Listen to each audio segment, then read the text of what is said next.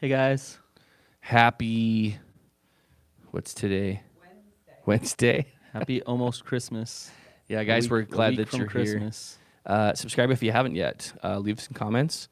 Click the bell to get notifications You guys picked this early because this episode will not come out on the audio till the 31st of December. Can you hear Ashlynn okay? Oh, there you go. That Hello. sounds better. Now we can hear. I You know guys how are to privy plug to all things of in. the Okay. the behind the scenes outtakes that we have. But anyways, glad you guys are here. Hope you enjoy, and Let's we're gonna start. start. Am I saying the question first? Yes. All right. How do I actually make a shift in my life? If you are listening to this on December 31st, 2019, it is the last day for our Holiday Hope promotion over at shatteredtothriving.com. So hop on over there. The link is in our show notes. If you want to still listen to this and just click on the link, you can do both at the same time. And remember that Holiday Hope program, that's just an extended, I mean, that's today's the last day, right? But it allows you to make payments on the program to come in with the least amount possible up front.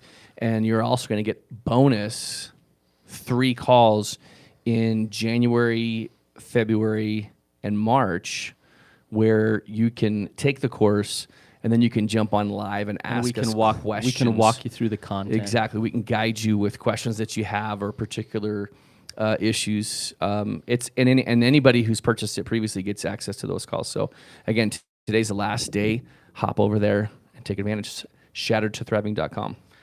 All right. I have a review here. It's a little different review, but I like it a lot. It says, best ever. Episode 100 was eye-opening. I'm still scared, stuck, confused, one day at a time. And the reason I like this review is because they are being very honest about where they're at. I meet with people all the time, and they say, I don't know if I want. They're scared to face some of the realities of what's going on in their life. And I think it's awesome that if you're scared of the realities, but you're still listening and facing some of them, then you're going to start working through them. So take one day at a time, and you won't stay stuck forever. Just be willing to engage in the process. So That's awesome. I agree wholeheartedly. All right. So little shifts. How do we make shifts? What constitutes a shift? And what does that look like? And is a shift the same thing as a change? Is a shift the same thing as not acting out? well, so There's lots of things to last this. week we talked about consistency and how important that is to actually shift your life. But we're going to talk more generally today, more broadly. So this can apply to any part of your life that you want different outcomes in and different results for. So, it can be emotionally, physically, spiritually, financially, socially, sexually. Any part of your life. There's probably some things that you're thinking, man, if only, like, I wish this was For sure. different. I want to change this, but I'm stuck. Yeah. And so we're just going to give you little pointers as you make those New Year's resolutions to actually stick with them and get unstuck. Yeah. I wanted to mention that episode 100, I went and looked at what it was because I didn't know, but it's, am I in an abusive relationship? So that's a really, that goes along with what we're talking about here. Getting unstuck. So listen and take your own question or your own goals into this and kind of apply it to whatever you're Right. wanting that shift to. Right. Okay. So we're just gonna give, and you might want to pull out a paper and pen and write down these bullet points we give you.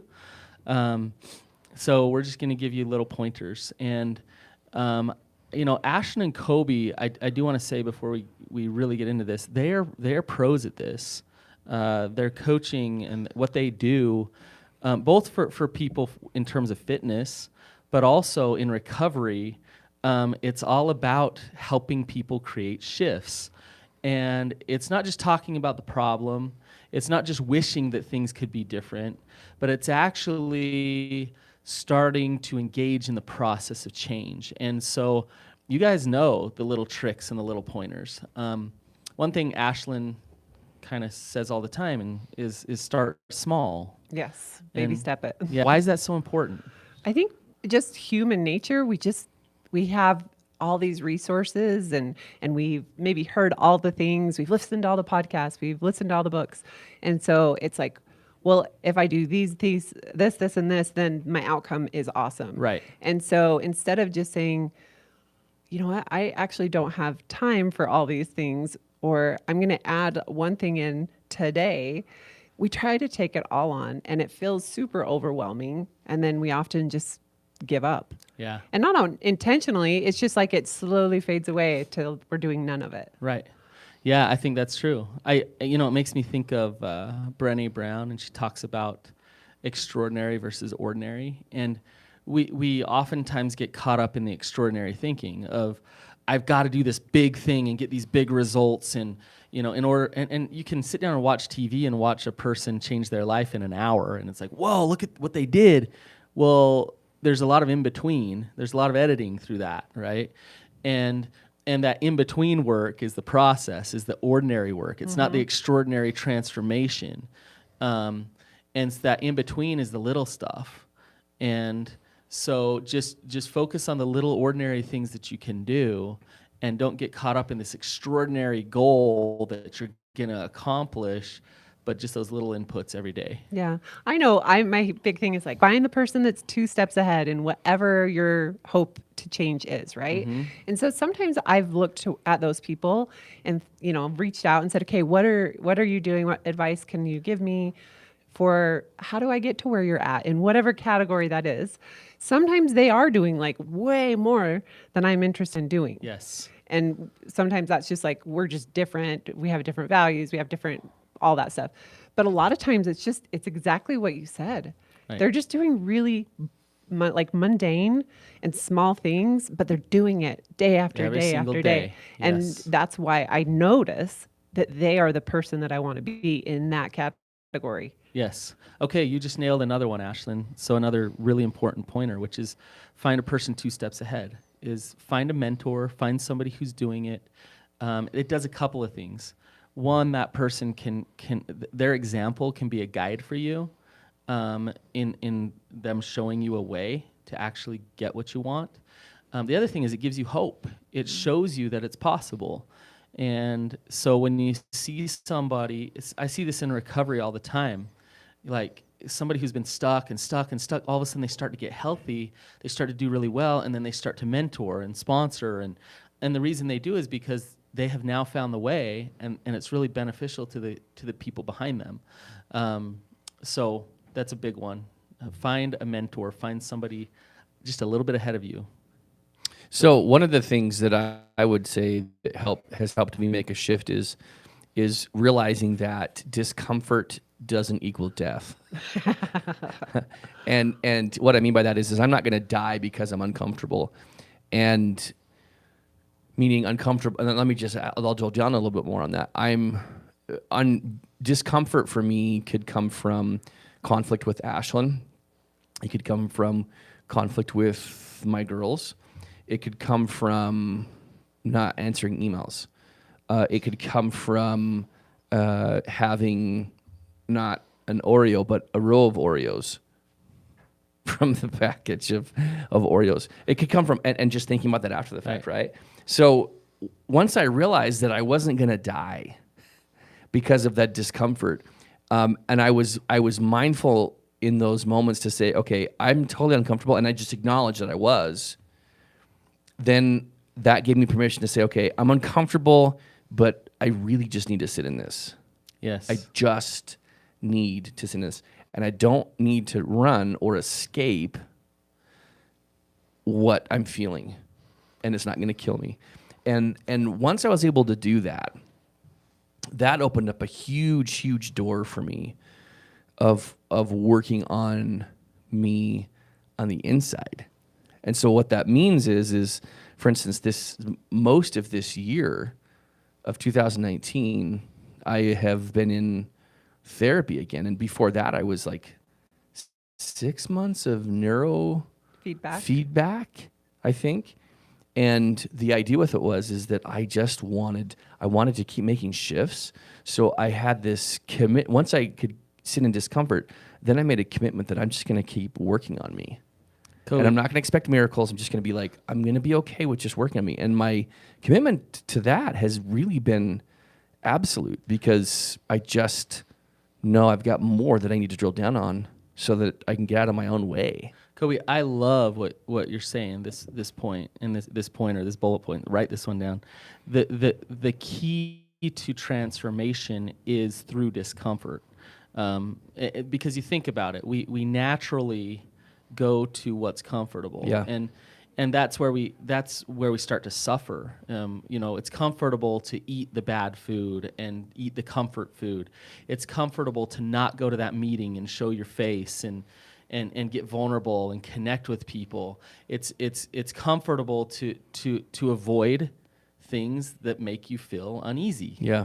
And the problem with that is when you avoid and you avoid and you avoid, then you get the consequences of avoiding those things in your life. And those consequences could be continually acting out in your addiction, bad health, not having the social life that you want or the spiritual connection that you desire. Mm-hmm. And if you want a change there, then you're going to have to embrace the discomfort.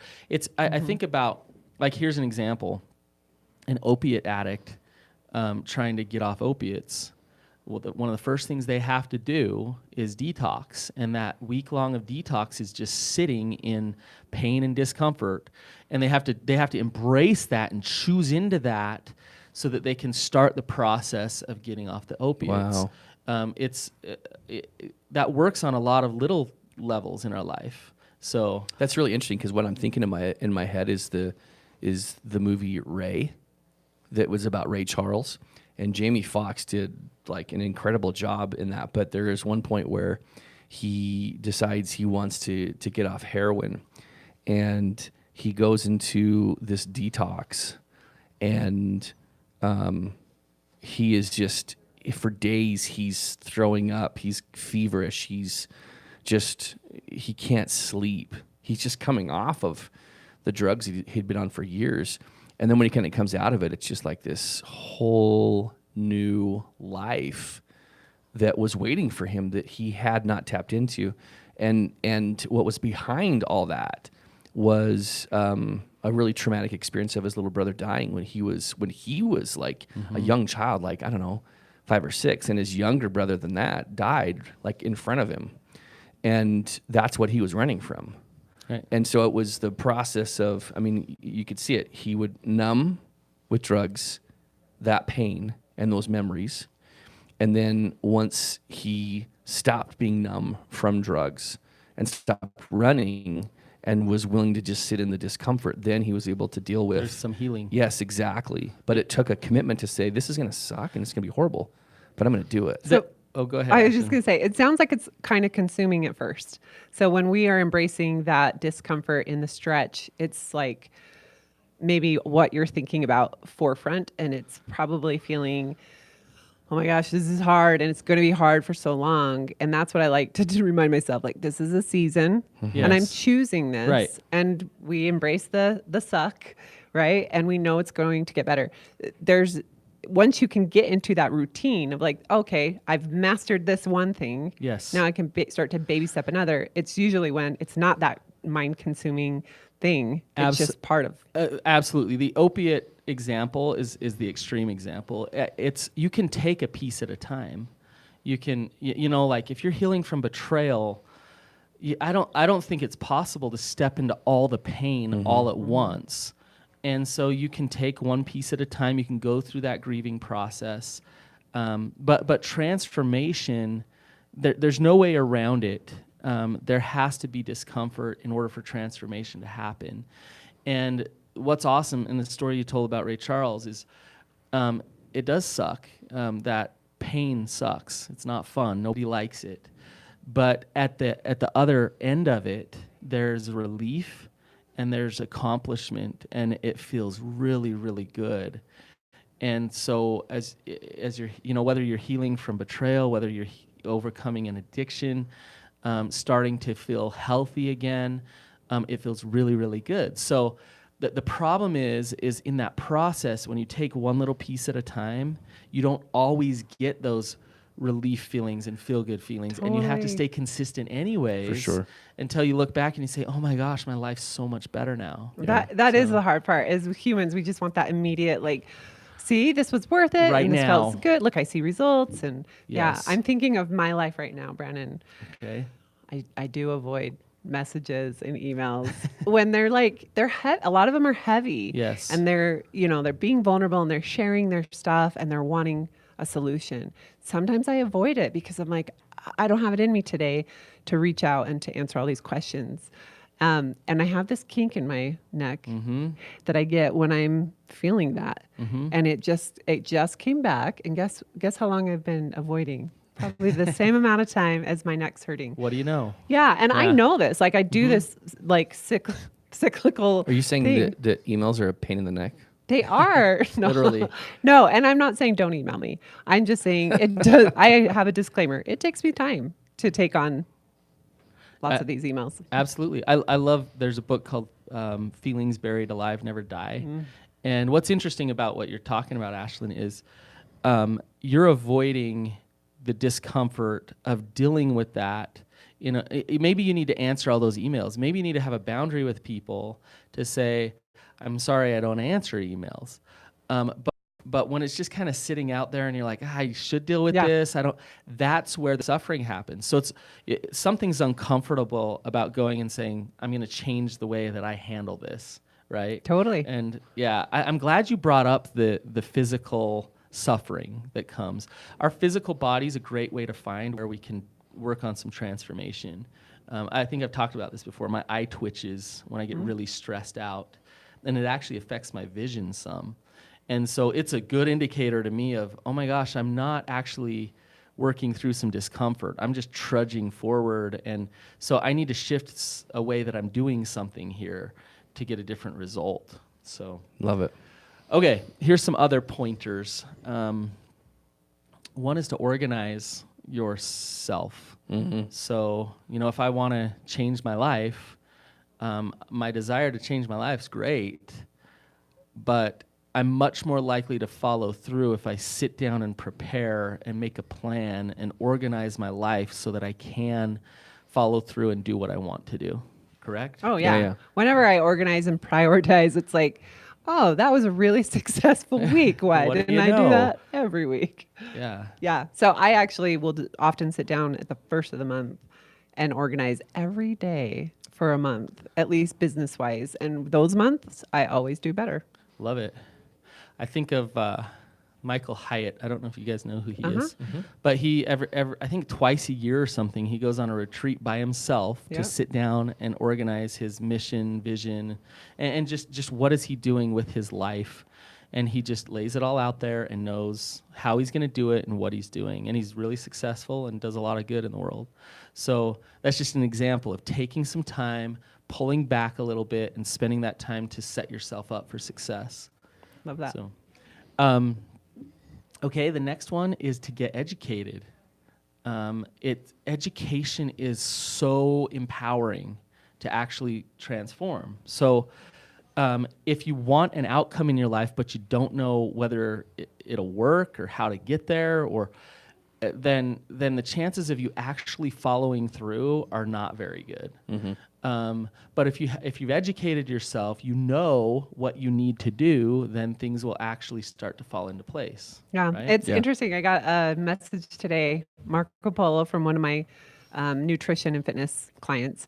And she said, I don't understand this concept, but if you'll explain it to me, I'll be able to at least try and put some effort into it. But she's like, if my brain doesn't understand it, I'm using my old experience to drive where I'm at, which is I'm not going to do what you're telling me to do. Yes, I love that. Yeah, totally. That's exactly what we're talking about. We live in a time when so much information is at our fingertips. And sometimes when I get overwhelmed by a topic, I'll just start with something really small. And small for me oftentimes is, okay, let me actually just go to YouTube and just see what I can absorb there. And for whatever reason, it's easier for me to absorb information there on new topics than it is for me to like do just a general Google search, because then it's trying to read and sort through all of the suggested searches to find what I'm actually looking for. And if Joe Rogan doesn't have a podcast episode or YouTube channel video on that, then that's amazing. Yeah, he's talking about everything. Then there's likely going to be a TED Talk about it. Right. Or if there's not a TED Talk about it or a Joe Rogan experience video on it, then there's going to be somebody else who has something on that. But the truth is that's a very easy way to for me, that's been a very easy way to pique my interest about certain topics where I need to be educated. Yeah. And I want to get information. And then from there, it kind of opens my mind, and then I can drill down to find a book that I want to listen to, or a website that I want to go to. Exactly. But that's kind of like I have no idea where to start. I'm just going to go with my gut here, what works for me based on what I'm hearing and seeing. Okay, I'm going to go here. And I don't watch long videos. They're short. But I think, for me, that's what works. With this one, I agree. I love going to YouTube and digging into things on YouTube, and it opens up your mind, you say. But I also want to just have a little bit of caution is open up your mind, but also trust your gut, because there's a lot of information out there that can seem true. But don't be naive enough to just believe everything that you hear and everything that you watch. I think there's been times even on our podcast where we've said things that aren't great or true, right? Yeah. And so I would hope that all the time you're checking, how does that feel in terms of truth to you? How is your gut telling you, yeah, that feels right to me? Mm-hmm. And if and it's opening up your mind, then that's working together to really educate you and empower you. So. Okay. Next one I actually think is probably the most important one to actually motivate you to move forward and do something different. And that is to find your why. Why do you want to transform? Why do you want to shift? And hopefully that why is not about pain. It's not, well, I don't want to feel pain anymore. Hopefully that why is about something much bigger. So, for example, I could say my why to get healthy is I don't want to be a fat slob. That's not very motivating to me. My why to get healthy is so I have energy, so I can play with my kids and be active with them and enjoy life with them. Do you see the difference? Well, and there's a long-term difference too. Because when I used to have way more clients who would come to me and say, I'm going on this trip and I need to lose 10 pounds. Mm-hmm. And it was like, great, but like, I'd love to help you forever. Yeah. And so when I get the people that say, I just realized I'm not in any pictures with my kids and I haven't been for 3 years. Mm-hmm. Those are the people that last a long time. Yes. Because they're doing it for reasons that are like deep within, that they're realizing they're missing out on life because of their shame or whatever it is, right? That's holding them back. Right. This works with recovery so well. If your why is, I don't want my spouse to be mad at me anymore, you're not gonna last. Yeah. But if your why is, I want to fully live my life and be productive and live in my purpose or whatever it is, right? I'm going to the furthest things. Then you're going to be motivated. It's within, and so check your motives, check your intentions out. Try to see a vision, see something that you're going after, that you can see, that you want to create in your life. Yeah. Okay. I have to mention this. Yesterday in one of my groups, one of the girls said, we listened to module 1 from Shattered to Thriving, like a second time. But she said, this time we did the homework. Oh, good. Right? Because there's homework. Yes. And it's finding, like, what's your ideal relationship was part of the homework. And she said, when we wrote it all out, it was like, oh, like if we don't actually decide what we want and what our intentions are and the whys and like what we could have, there's a lot of like hopelessness and this isn't going to work and everything we're trying isn't working. But when they wrote it down and then they came together, she's like, we have so many of the same things. Yes. Like we're so much more alike than I realized. Yes. In module 1, we walk them through creating that why, which then opens it up and it's like, oh my gosh, yeah. And so, yeah, that's a great example. I love that. And I love that in the program, they're seeing that and it's shifting them Yeah. to motivate them. Okay. Okay. Last one is to rearrange your life. Yeah, if I want to get healthy or I want this or I want that, but then I work 70 hours a week and, I get 4 hours of sleep, and then I'm actually probably not going to really do anything. I can have all the good intentions in the world, but if you want different outcomes in your life, you got to change the inputs, and you got to make space to have different inputs in your life. So it's going to be hard to cut out some things and to add new things in. Right? Here. I think I will say this. You mentioned sleep, and that was when we first started recovery. That was one of the things that I remember was discussed and talked about in Foundations, in the core educational piece that you talked about, and was just sleep. So I remember I had like a lights out curfew. I don't remember what time it was. It's 10:30 probably, and I treated 10:30 like religiously, like it was good, like it was nice, a Coby. very hard line, and that served me in a really big way. And my norm was to stay up, I think, and watch. I don't know what my norm Harry was Potter actually all back night? then. Yeah, it was something. It was just something, right? Right. But Walking Dead or something.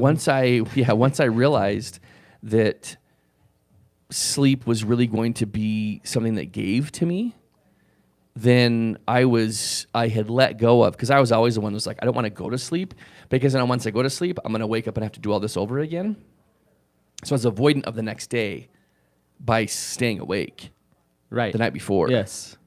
So once I realized that sleep was the better choice for me, meaning I would be served the next day by going to sleep, then it changed a lot for me. It helped create shifts that we're talking about. It's so much more than just like, hey, I just want to go to bed. It's like you want to go to bed because it then creates so much more in your life. And I think we don't talk about this enough in recovery, like the basic things like sleep and healthy eating and those type of things that then make it possible for you to have the energy to do more things that support you in your recovery, and it starts to build itself out from there. But if you're struggling in those little areas, if you're a workaholic, you're working way too much, if you're not getting enough sleep, an example of this is I wanted to create some programs and create some content and do all this work, and I'd get to about 2 or 3 in the afternoon and just be ready for a nap and have zero energy. And what I realized is I wasn't eating breakfast. And so I wanted to create all this stuff in my career and do all this stuff. And one of the most important things for me to do that was to eat breakfast, to regulate my blood sugar a little bit so I had some energy in the afternoon. You see how it's a domino effect? Just those little things and those little inputs. You got to rearrange your life and shift some of those things. Yeah, so and you I can do other things. I agree with that 100%. And again, what I think from the big picture, what we're talking about in these particular things is so much of making a shift is a mental shift, and that's a very important piece that can be facilitated with taking care of our physical body. Because then if fatigue's not in the way, if dropping blood sugars aren't in the way, if if I have more energy, right, then I have fewer obstacles in my way of executing the things that I really want to be able to see executed in my own life. Right. And that's really what we're talking about. So Yeah, making little shifts is totally doable. My favorite thing is to make it, when you're trying to make a shift, of like, let's just make it as easy as possible so that I don't have to think and make a decision. Yeah. So if you need to figure out that you eat the same breakfast every day, that Yes. takes away one Yes. decision. It's And then easy it's just to like, make. oh. And that's, so figuring out those things. I'm going to add, as we wrap up, like if you're struggling, maybe you're the kind of person that has like 5 to 10 New Year's resolutions and it feels like, it's a lot of things I want to shift. Brandon wrote down some areas that maybe you can sit in and say, what area really do I want to work on this year? And that can be kind of the way that you go about into 2020. So socially, financially, spiritually, physically, sexually, emotionally, or intellectually. Yeah, there you go. All right, so let's all pick one, share it with the audience. Okay. Yeah. Okay. Do you want to go first, Coby? Yeah, What do I'm you going wanna to do? say nutritionally. So physically. But really what I mean is emotionally because Yeah, You're there working you go. both. Yeah. yeah, Everything's connected, right? yeah, Yeah. the dominoes. So I'm going to be, in fact I told this to Ashlynn that I'm going to be scheduling ART sessions weekly to figure out what discomfort I'm running from that I'm numbing and masking with food.